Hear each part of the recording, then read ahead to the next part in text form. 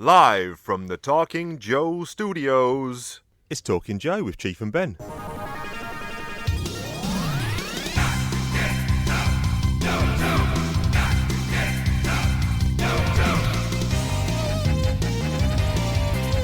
Hey, it's me, the Chief. I'm joined by my buddy. It's me, it's Ben. How's it going, Chief? Not too bad, my friend, not too bad. I'm grizzly, man. I'm grizzly. Grizzly and I'm a bear. Well, no, I'm a bear. What's the saying? Bear with a sore head. No. Yeah, or a thorn in his paw. I don't know. Okay. But that means someone's hacked you off. Oh, yeah, that person is me. I've hacked myself off. Yes. I've got injured. I'm injured. I've got injured again. Well, listen, let me tell you something. Let me ask you something.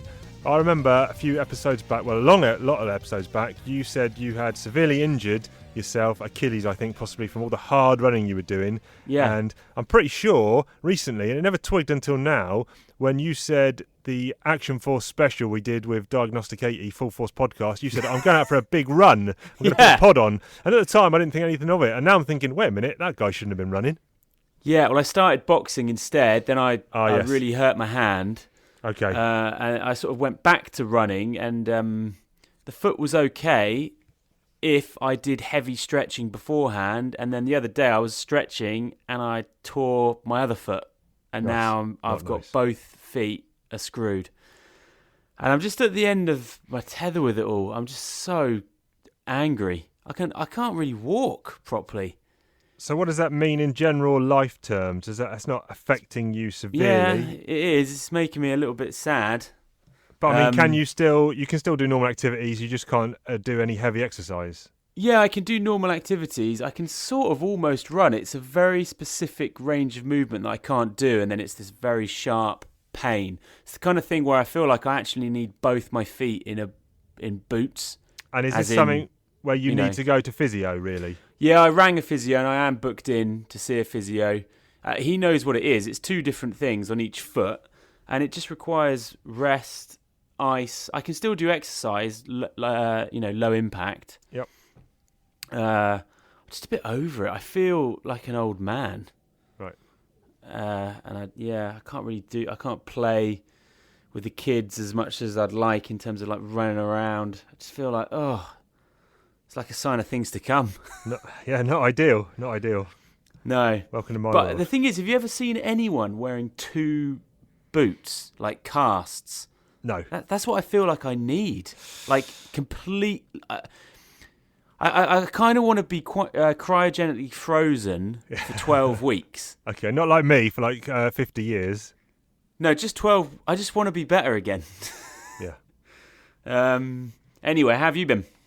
Yeah, not too bad. I just started watching Hard to Kill this morning, 1990, Steven Seagal. Yeah, I was going to say, which 80s action star is that? And it's him, yeah.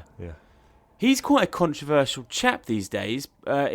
People don't like him. Some stuff came out about him, didn't it? I don't really He's part peruse of the news or the social medias that much. Has he done something bad? Yeah, I think it could be a little bit of the Harvey Weinstein stuff.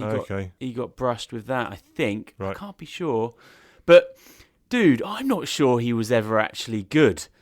There's a lot of people out there that reckon he was just such a chancer. Right. Look, honestly, how good are his fight scenes in that film?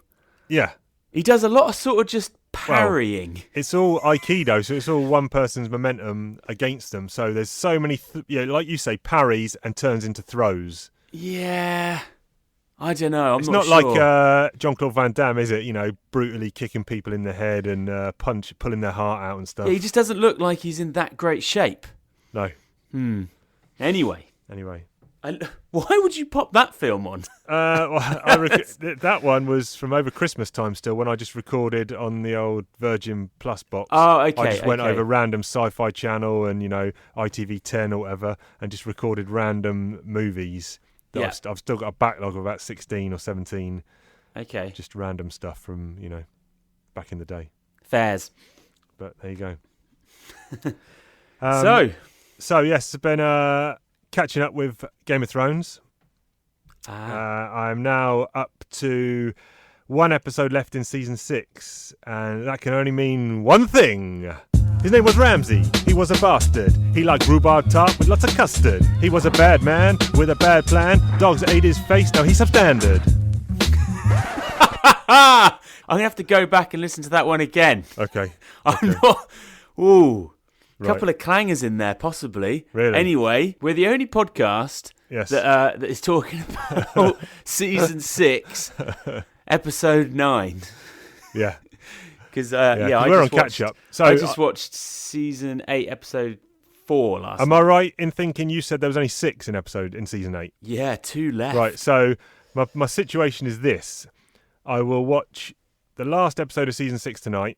Yes. Me and the missus have been watching 2 a night, but because Okay. she's back from work late tonight, we probably can only get 1 in. Then we'll do 2 episodes on Wednesday. This is of season 7. 2 episodes on Thursday. 1 on Friday because she's got to bake her niece's birthday cake. We'll decorate it so she thinks she'll only have time for 1. So that will leave us 5. Then Saturday we're going to her nan's for her niece's birthday, so we won't watch any then. Then Sunday we're going to watch the last 2 of season 7. So that's season 7 done. Then Monday we're actually going on holiday for a week for 5 days. So we're not going to watch any then. So when we come back on Friday night, we'll watch. It'll all be done. We'll watch the first 2 of season 8. Then on Saturday, 3 and 4 of season 8. Oh, they're very long. Don't forget they're like 90 minutes now. But anyway. Then on Sunday, we'll watch episode 5, ready for episode 6, which will come out the following Monday. Wow. So we'll be 1 day ahead. We'll literally have finished episode 5 of season 8 the day before episode 6 comes out.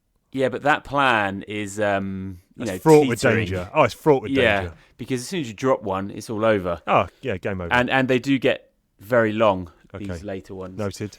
So what? Anyway, I think I know how you feel about season 5. So how did you feel about season 6? Season 6 was the bit of a dudder so season far. 6. Can you just go over? I think it was probably the plots? weakest one yet.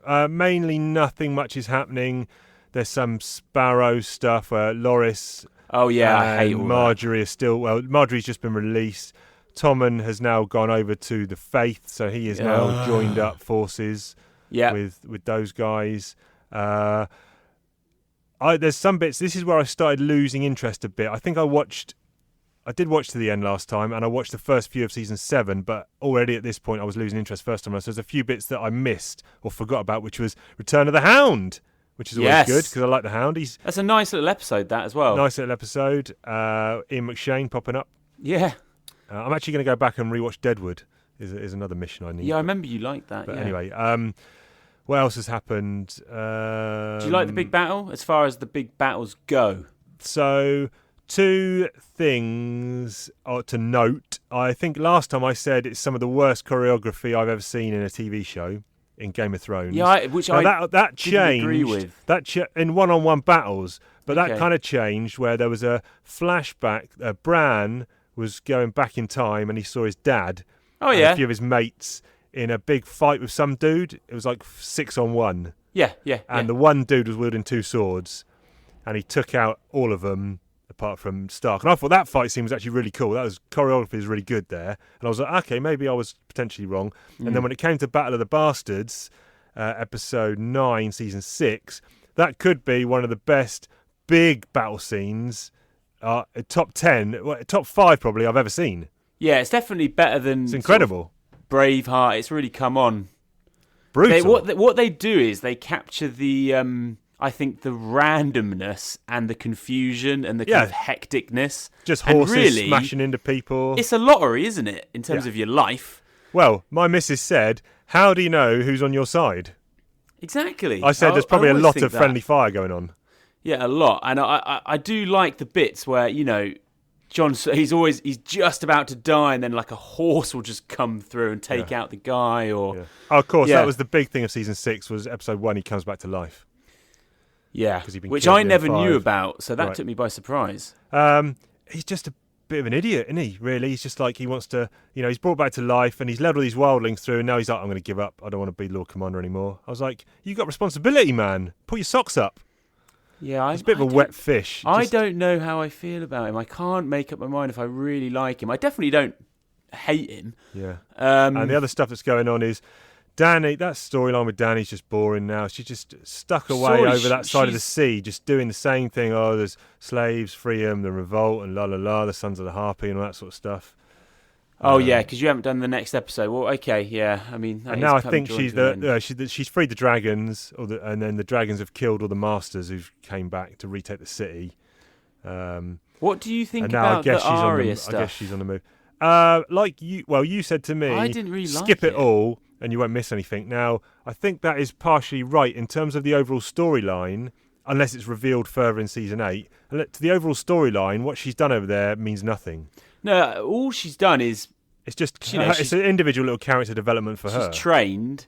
And she's, a pretty good fighter now. And she's also a dick as well, because she's like, I want to be faceless and they're scumbags, they're villains, they're assassins. Those faceless gods or whatever they are. Yes, because they're just hired assassins. They're scumbags for a start. And the show is full of scumbags. Why does that guy, whatever his, I'm going to pronounce it, Jack Nagar or whatever his name is? Why does he talk like he thinks he's Yoda? I don't know. But why didn't you just speak the words properly, man? I do like how he looks, but yeah, I mean, I wasn't really into any of that.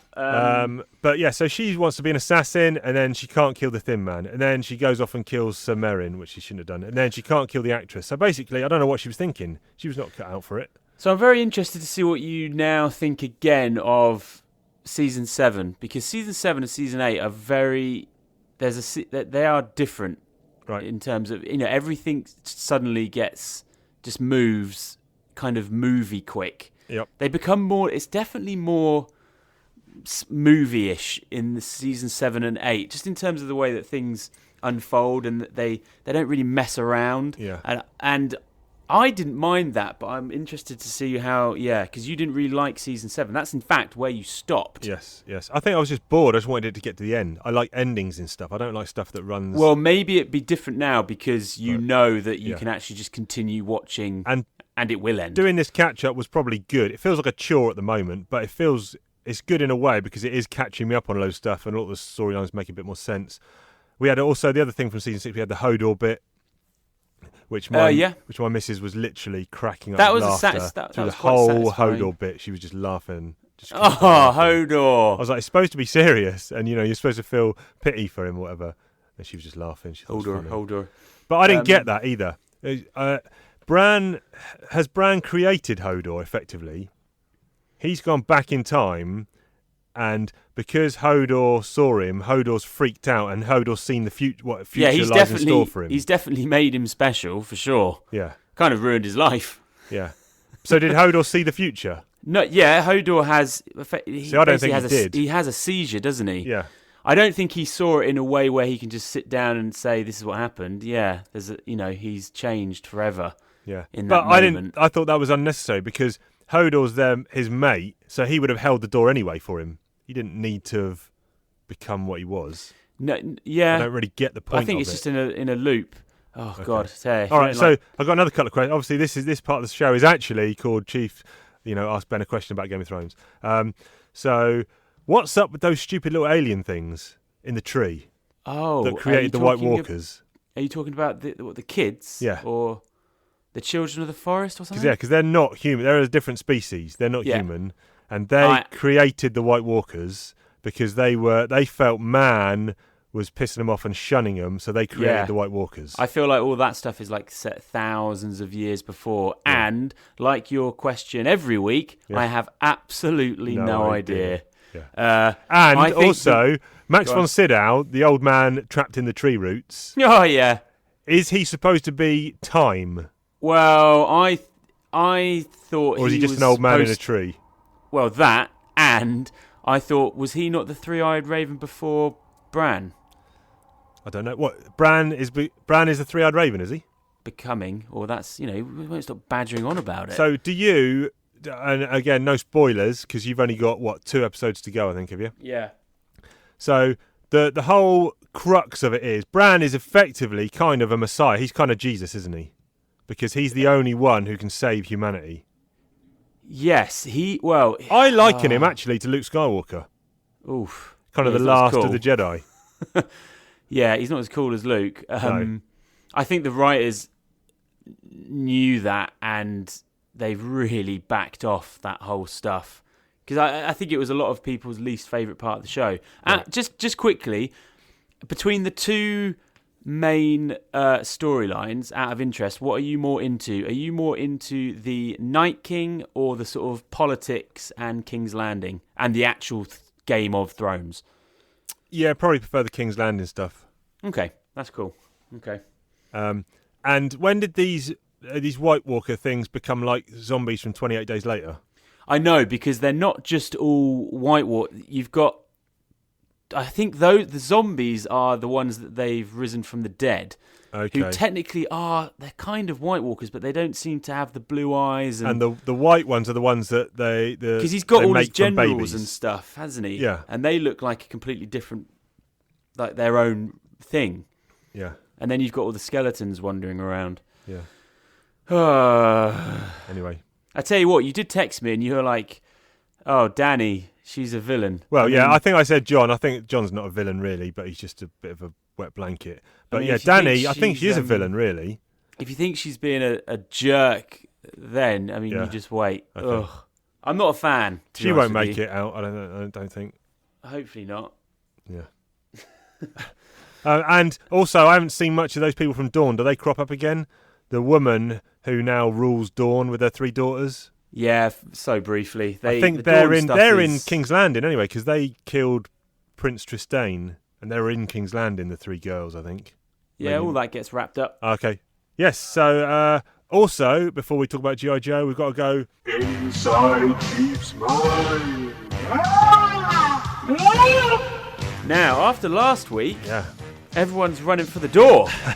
they're just jumping. They're just like, whoa!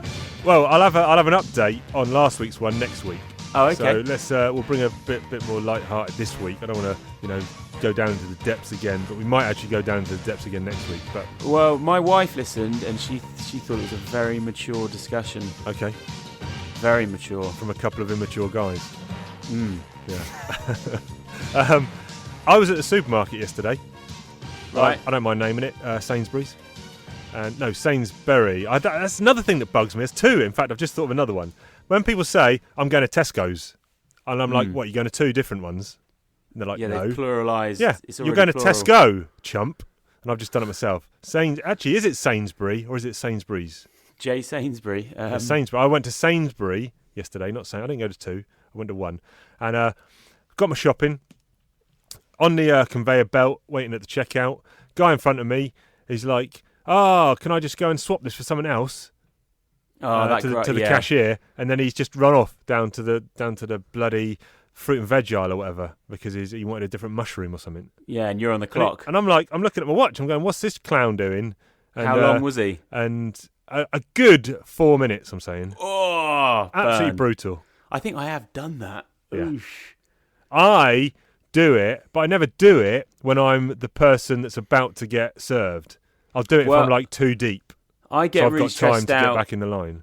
when I'm in charge of paying, and Emma's like, "Oh, I just got to go. I forgot this," and she runs back, and they've scanned all the items, And you're holding the baby. The people behind are just like, "Oh, these guys." Yeah, but she doesn't get the flack because she's off getting it. You're the one getting the glares. The glares. Yeah, Checkout glare. that's it. So that's what grinds your gears. Yeah, But I'll give that to you. good. I can give them to you. Let's talk some G.I. Joe comics. Let's do it. Now, Chief. Yes. I've got quite a lot to say about these ones. Okay, so before we just crack in, we've got Special Missions 8 and G.I. Joe Real American Heroes 68, 69 and 70. Where do you want to start? Yeah, should we just do the main run first? Yeah, we do the main run first. Yep, let me open up my Have a tonic. book. Okay, so let's do covers first. Yeah. So you got them to hand. Cover of Yeah, I got 'em. 69 is Destro, and he's now in gold rather than silver with a lovely red cape, and he has a couple of guys flanking him who are the Iron Grenadiers, who are his disappointed by soldiers. this cover. I just thought if you're going to introduce him, I think I just didn't like how it was drawn at all. All right, this is Tony Salmons, who is But the is he doing the interior cover? artist. Yes, same artist. Yeah, because he's got a really odd problem with perspective and scale. So Right. people's torsos are massive, and then you got these tiny little heads. But anyway, didn't like that cover. Okay. But I do love that new get-up, don't you? Yes, very good. Number 70 is Wild Bill in the cockpit of a plane with a pistola behind him pointing at his head. Yeah, it's a good one. Ron Wagner is doing this. He's the interior artist for that issue. And issue 71, which is called Bailout, is Thrasher and one of the Dreadnoks, and he is dangling out of a plane with Zorana and new guy Crazy Legs pulling him in. Yeah. Or letting him go. Chief. We don't know. That cover is by Ron Wagner again. And the teams here are Larry Harmer, Ron Wagner pencils the last two, and Tony Salmons pencils the first one, Randy Emberlin on finishes, Bob Shireen on colours, and Joe Rosen on letters. Yeah, so do you want to try and give us a synopsis? Okay, so these we three? are in Rio Lindo, I think, which is in Sierra Gordo. The capital, yeah. The capital city of... it's Rio Vista. Might be Rio... It says... On the front page it says downtown Rio Vista, capital of Sierra Gordo, but I think they're in Rio Lindo as well, possibly. And what's going on here is Hawk, Psychout and Roadblock, so nice to see Roadblock back, are in the US Embassy in Sierra Gordo. They're trying to extract Ambassador Winthrop. And this is all to do with revolutionaries, counter-revolutionaries, the North American banana monopoly, quite political. Yes. And it's basically an extraction mission, and there's a side plot going on that stems out of this, which is some Joes have to team up with some Dreadnoks to escape, and they crash a plane, and how are they going to get out of the jungle? Yeah. Now, this is one, from the first page, I was like, this is right in Chief's wheelhouse. In terms of storyline? Yes. Yes. Political. I really, really dig this storyline. I know. I knew you would. And, it's just not for me, this one. Okay. And I only got issue with the art in that issue 69. I see what you're I know saying. you're a fan. I think just cannot get on board. I think it's definitely not helped by the inking being very, very thin. I mean, you're probably reading digital, are you? I am. I've got a couple of notes on things that I dislike. I think we've spoken about this before, but cartoony, bendy vehicles. Yeah, you don't like. And tyres. Can't stand all that. Yep. The other thing I don't like is all of his wides, the blandness of them. There's a couple of pages here that I think are my worst 2 pages of G.I. Joe that we've done so far. Okay. And it's the one where you've got... I haven't got page numbers, which is really annoying. But it's basically the bottom panel, you've got Wild Bill, and they're in the Ore Striker driving away from a tank and an APC. Right. Every background is just a colour. Yep. There's no detail. And then on the next page, you got he doesn't understand the rule of thirds. You've got really oddly framed shots of people where you got Roadblock on the back and you just got these 3 heads. Right. Just basic things like that. Okay. And just some proportion stuff. Like sometimes on the back of the Ore Striker, Roadblock looks like some sort of giant. And the vehicle looks like something you could pick up in your hand. Yeah. But then on the flip side, some of his stuff has got this amazing like hyper detail of like the guns and stuff. Yeah. But just well, really let's not see how, feeling in it. terms of art-wise, Tony Salmons, let's see how we get on, because he does have a couple of issues coming up later on. I'm talking like a year's time. So we'll see. There's not much going on in the panels at all. And I do know what you mean, and it does feel like a bit of a fill-in issue, because you've got Ron Wagner who'd come on board after Rod Wiggum, and then Ron Wagner fills off this storyline with the next 2 issues. I know, because so it does definitely feel like, shit, we need a fill-in issue. Who's quick that can bash out an issue for us? It's Tony Salmons. So it does feel like that. Yes. It was so nice when I flicked over and I was like, we're back. Yeah. Wagner. I mean, I did like you say, the storyline. I like that first bit where there's fighting in the streets, and the All Striker with the guys has driven into the embassy, and there's a guy about to burn the flag, the Stars and Stripes. Yeah. And cool panel there of Roadblock's kind of put his M60 right up in the guy's grill. Yeah, I'd say that's probably the best panel. Right.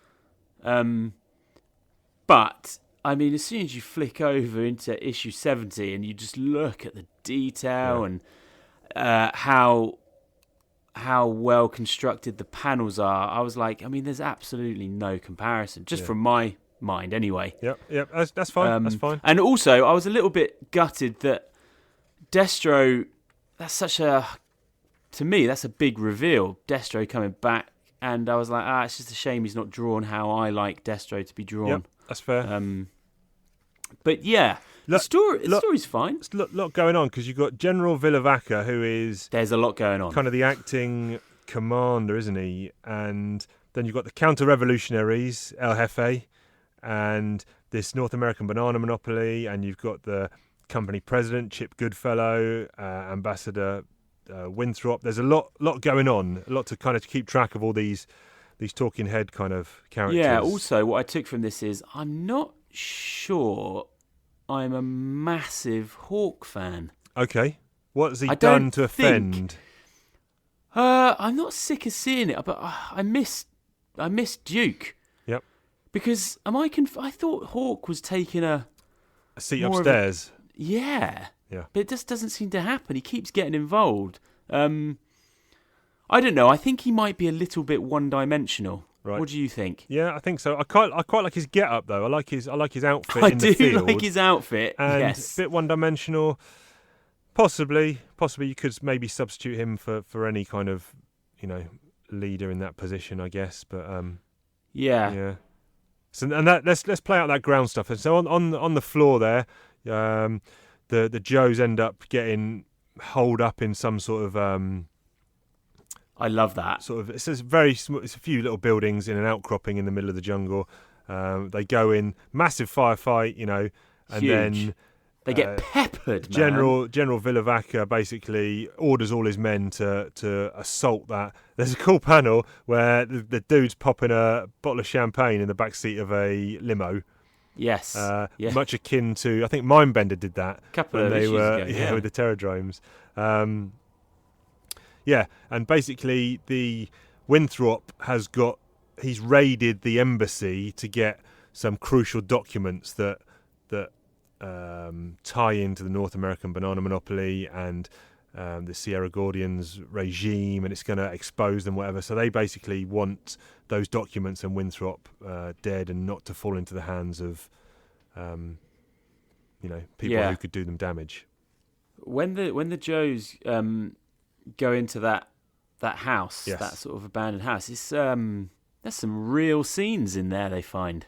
Oh, what, people dead, you mean? Grisly. Yeah, it is grisly. The dude's been tortured. It's like Game of Thrones stuff. There's a guy tied to a chair, he's been tortured. There's all different types of scenes going on there. There's a guy on the radio. Oh, he's been shot in the back. Yeah.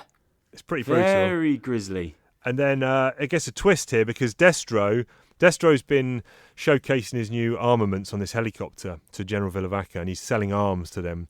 And then he's now landed where the Joes are and El Jefe, the counter-revolutionaries, and now he's cut a deal with them. And he's basically, I'm going to sell arms to both sides of this war. Yeah, there's a great panel of all the Joes with their guns outside the windows. Yes. Kind of making a stand. Yeah. It's actually super detailed. It goes like 3 deep. Yeah. I really like Ron Wagner's art. I think he's... so good. He's possibly an underappreciated artist in the annals of G.I. Joe, and the more I'm reading of his issues, I'm like, this guy is slowly creeping up to possibly a top-ish spot for me. Yeah. Same. I thought Rod Wiggum, no one's going to knock him off, but Ron Wagner's getting close. Yeah, definitely.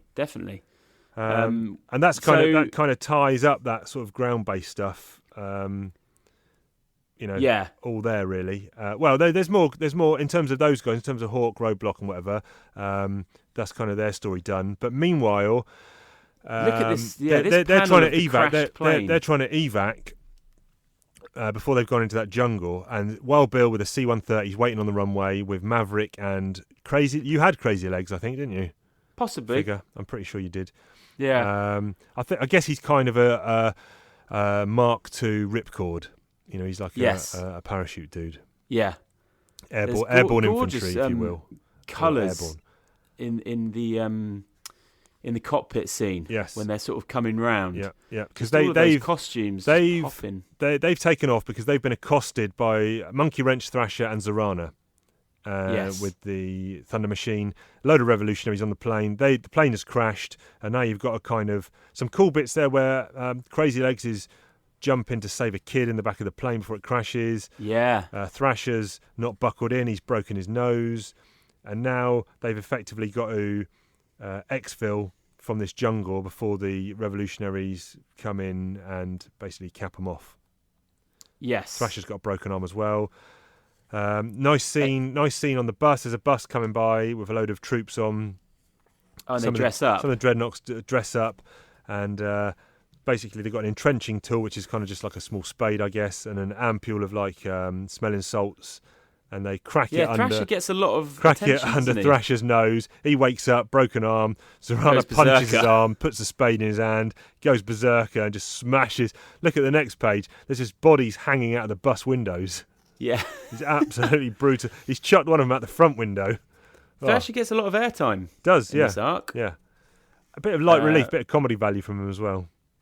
Yeah, because it is quite a full-on arc. There's a lot going on, a lot of information. Yeah. What happens with that bus? Oh, there's a nice panel with the bus just caning along, and you got chickens flying out the way. Yeah. I mean, that's kinetic. It's high energy. Yeah. It's good action. Destro I back just want at to the know embassy. what happens. Yeah, how does it wrap up with Destro? Is that the last we see of him? Oh, no. No, he is trying to take the plane down, isn't he? Yeah, Chip As Goodfellows come into the embassy and he's kind of robbed them. Yes. Taken all the stuff, like you say. He's trying to get away in the plane. There's big bus fight, chase scene action. Really, like you say, kinetic's a good word. There's jeeps crashing and everything. Coincidentally or ironically, the bus crashes into a load of bananas because this is the storyline's all about the banana monopoly. And yeah, he's trying to get away in the plane. He's Look got at a that seaplane panel of that's Destro stopped. putting his fist through the goddamn bonnet. Yeah. And then you get a fantastic panel of the Chip guy being tossed out of the plane. Yeah. And all the money is going everywhere. Yeah, Thrasher's basically kicked open the door and chucked him out. I want some air and I want it now. Yeah, and he's kicked him out. Yeah. How do you feel about the Joes? How do you rationalise the Joes teaming up with the Dreadnoks, working together? I think it's different to them teaming up with some other Cobra. I mean, they're Dreadnoks, so they are Cobra, but because they would have been fighting them. I guess you have to kind of think it's not like G.I. Joe storylines are not like regular war kind of. Well, that's what Special Missions is for. Special Missions is kind of the more, not realistic, but kind of more grounded, trying to be more realistic. People dying, and that kind of thing. Whereas the main series is a little bit more, not light-hearted, but do you know what I mean? I don't know what I'm trying to say. I absolutely know what you mean. I think the framing of Special Missions is definitely more grounded, and the way they go about the logistics of their missions and stuff is given a lot more depth. There's a lot more setup, and they feel more like an elite army kind of unit in Special Missions. Whereas this, it's hi-jinks. There's japes and scrapes, and I don't think tongue-in-cheek is the right word, but yeah, I had no issue with them teaming up with the Dreadnoks. Right. Okay. Especially, I think also the Dreadnoks that they chose as well. Yeah, it was a good choice. Were the kind of right choice. I don't think they would team up with some of the others like Zartan, but yeah. What are you gonna Joe Cola this? It's a tough one. I'm at a 7. I'm stuck between a high 7 or a low 8. So I'm going to mull on that. Okay, marinate. So next up we got Special Missions number 8. Yes, this one is called Ambush. Cover here. Beachhead, lift ticket, leatherneck, in a chopper. Lowlight is scurrying to get picked up because there's guys on his tail. Yeah, let me just get that cover up. Yep, good cover. Mike Zeck is the cover artist there. Yeah, big fan of Low Light. Interior team is Larry Harmer's writing, Herb Trimpe's on art, Phil Felix's letters, Bob Shireen's colouring. Yeah. So, a little breakdown here. We're somewhere in Southeast Asia. Very simple. I think Thailand. The Joe team is sent to extract a CIA agent who they think has turned traitor from like some locals. Lovely setup. It's a capture or kill mission. Yeah, but it's just taken so seriously in the plane, talking about the DZ, and they're all there. They all look. There's no goon costumes there. No, these guys look like they're an elite unit, and they're about to jump out of a plane. They're about to jump out of a plane. The guy's saying, such a good choice. Duke's of saying, run your buddy checks, sound off, and each one's got a check who's in front. So they name check each other, so you know exactly who's on mission. But there's nothing there that stands out like you wouldn't be on this mission. Yeah. That is a crack squad. Love it. Yeah. So I know you've had a problem with special missions previously that have potentially been a bit too dry and a bit too serious. Though. Although I think this one is. This is linear. It's linear. What's the difference here? Because this is very. No. There's not that many jokes, and it's kind of serious. This is exactly what I want it to be. Those ones that I really hated were jumping around all over the place, so convoluted. This is so simple. Yeah. So simple. So you've got a CIA. Yeah, I know what you mean. It goes from A to B with a few, maybe one twist or whatever. But I kind of. I just like the art in it as well. The panels that are coming up. Yeah. Oh my word! So you've got a CIA scumbag liaison on the plane with them, basically giving him the mission, and he can't say the kill word, can he? He can't say K. Yeah. He's like, if you can't bring him out, he's telling Low Light to. Yeah. And Low Light's the sniper. He's the trigger man. He's like, if I'm going to do it. You got to tell me what to do. Be a man. But like you say, they jump out the plane. There's parachutes, beachheads on point. Let's move out. And there's a cool panel there where they're kind of just spread out across the field, going through the grass. Oh, from here on in, every panel is delicious. Yeah. That's the kind of twilight purple sky that's going on. It's just taken so seriously. It's like, okay, this is awesome. Yeah, and then like you say, you do get a few little chuckles because you get Leatherneck. He's eating his rations, isn't he? And he's not too happy. So little bit of light relief there. Yeah, I just like how it's not rushed. It's like, okay, we've got to dig in and we've got to wait for this convoy, and you just get these amazing kind of pressure cooker panels where it's hot. There's flies. Yeah. They do a nice, not overkill on the exposition. They tell you what their plan is. The security team covers the route to the extraction site. The automatic weapons positioned for grazing fire. Both fire teams positioned to fire down the road. Blah blah blah. This is a classic cinematic trope that happens. Yeah, and then which I love. Next page is just a full silent page where each character, tunnel rat, beachhead, Leatherneck, whatever, like you say, sweating. There's a fly in his face. There's a centipede on a guy's arm. One guy's eating a ration bar.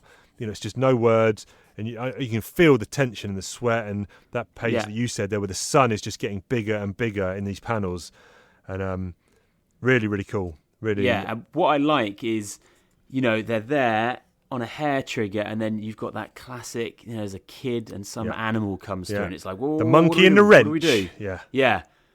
And I love that. It's a water buffalo. It's a little kid on a water buffalo. Yeah. And then suddenly the convoy turns up. And it's bigger than they thought. Yeah. So now, double whammy, we're in double trouble. Yeah. And this is, then it all kicks off because of, he goes for the radio and it starts, what's his name? The Anderson. CIA It's almost like a trap for him, is it? Yeah.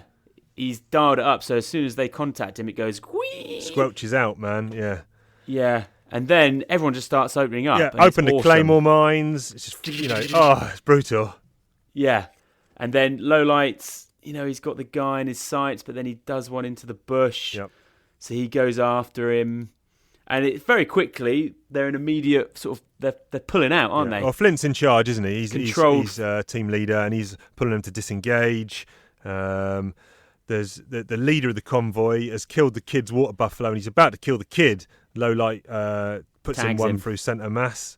Yeah. This is great, man. Then you get who comes in. Lift Ticket comes in the chopper to extract them. And, just Basically, yeah. So low light off page does actually. Well, He doesn't no, kill him. he doesn't does kill him because Anderson. They get on the thing and they've basically worked over Anderson.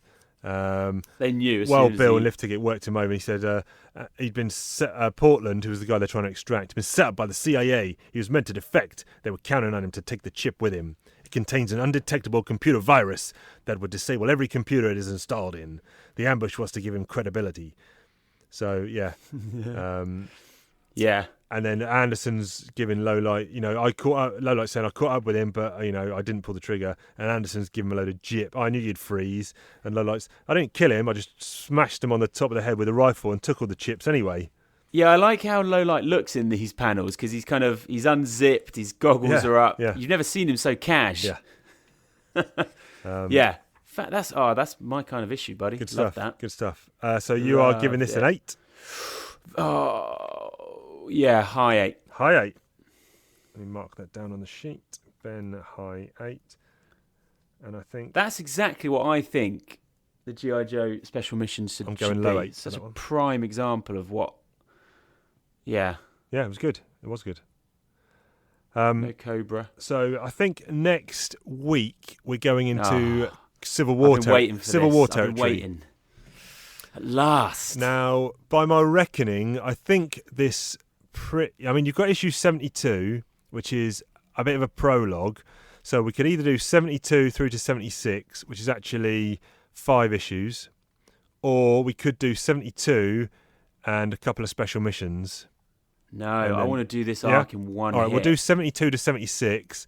There's a bit of spillover into 77, but I think we'll be able to add that on to next week. You remember kind of like the Barovia storyline where it had that little epilogue piece in the next issue with Flint and Lady J. Aftershocks. Yeah. Yeah, are you sure you don't want to include it? It's up to you. Oh, well, you're saying include issue 77. Well, this is probably the big. This is what I've been waiting for. Let me just get my volume 4 here. 77. I mean, Because 70, I'm just looking at 78, and that is definitely new.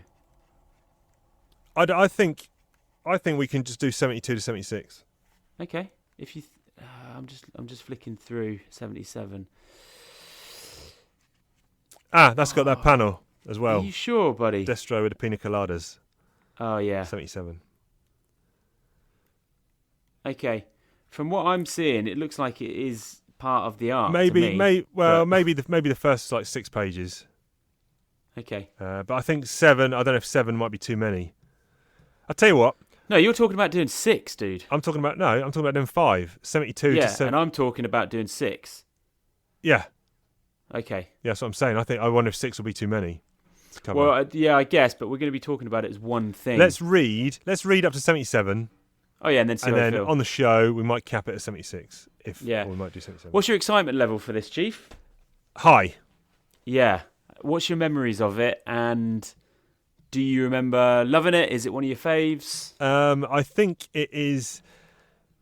Not your fave. Well, no, I think it is. It is very, very. Yeah, I think it will. If it's not in the top 10, I'll be surprised. Yeah. Oh, crikey, definitely top 10. Okay. Arcs? Yes. Yeah. Yeah. I'm interested to see. Yeah. Oh, I'm so excited. Okay. Finally, it's here. It's been brewing. Yeah. Yeah. Because we haven't really done any heavy lifting with Serpenta for ages, and it's all going to get wrapped up.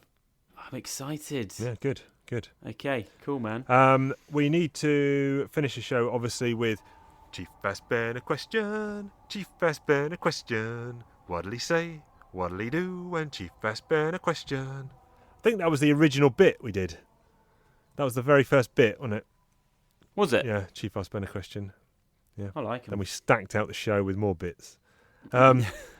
So, movie songs.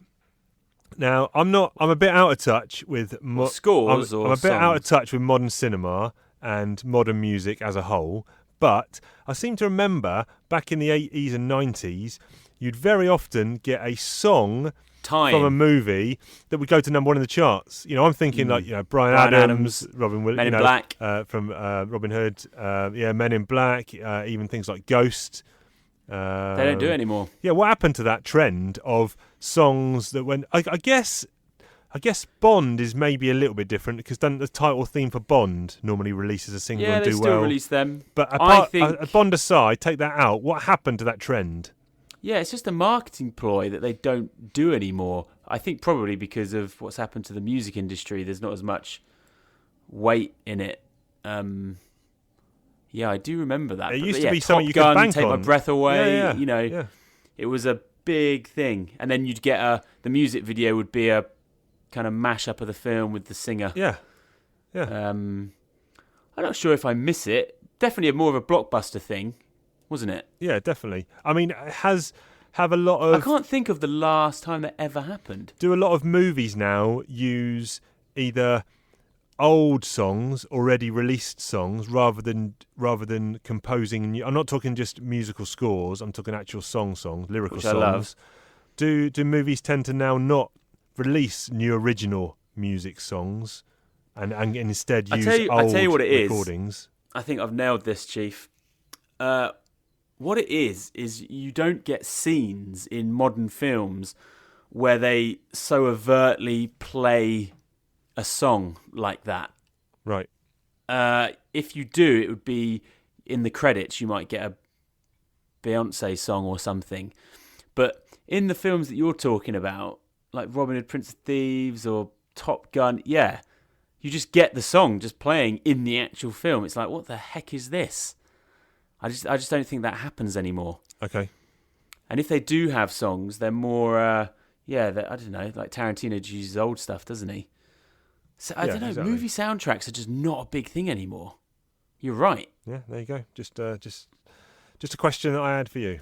It's an observation. Yeah, observation. What you got on this week, Chief? Sorry? What you got on for the rest of the week? Well, I'm actually I got a day off today. Booked a bit of annual leave, so we're recording Lovely. in the morning, and this afternoon I have got to do some. I've got to cut up some comics. Cut 'em up? Taking the scalpel to the comics. Yep. You putting some in some hardbacks? Preparing some binds to send off to the bookbindery. I'm sending off some Batman comics, so that Slice will and once dice. they come back, I will then have hardback volumes from 1992, which is the breaking of the Batman, where Bane breaks Batman's back in the that's a classic. storyline called Nightfall, and that will go all the way up to I think 2011, which was when DC rebooted their entire universe with the New 52. So I'll have like a 20-year run of Batman in hardcovers. I think it'll end up being around about 20 volumes possibly. Okay. And I'm also sending off some Transformers and some G.I. Joe Real American Hero, a couple of volumes. Which ones though? You've already done all those, haven't you? G.I. Joe? Yeah. No, but it's coming out monthly, isn't it? Oh, so sorry, I've got you're talking about the new stuff. I've got I don't know, probably like 50 issues worth that I haven't bound. The last 50 issues. I think actually, from 200 to 250 I'll bind. And I've got some others. I'm undecided. I've got a few things that do I want to do Hulk? Do I want to do some Iron Man? I'm not sure. There's some other independent stuff. So doing that today. Back to work Wednesday, Thursday, Friday. You've had a nice long weekend then. Yeah, nice long Bank weekend. holiday. Got to tidy up some loft. So trying to get some pictures in the loft to post up on the social media so people can see where I'm recording. Oh, nice. Cool. Yeah. Well, I'm just going to manipulate my feet, try and get them moving, try and get healthy again. Sounds like a plan. Less grouchy. Yeah. Right, buddy. Find us in the usual places, talking_Joe on Twitter. We just got our 300th follower on Twitter this morning, I think, or overnight. So if that was you, thank you very much. 300. Talking Joe Comics on the Instagram, talkingjoecomics@gmail.com, Talking Joe, G.I. Joe podcast on the Facebook. Beautiful. Might have some more guests lined up, so stay tuned for that. More news to follow. Awesome, Chief. But that being said, goodbye to the listeners, goodbye to Ben. We will catch you down the road.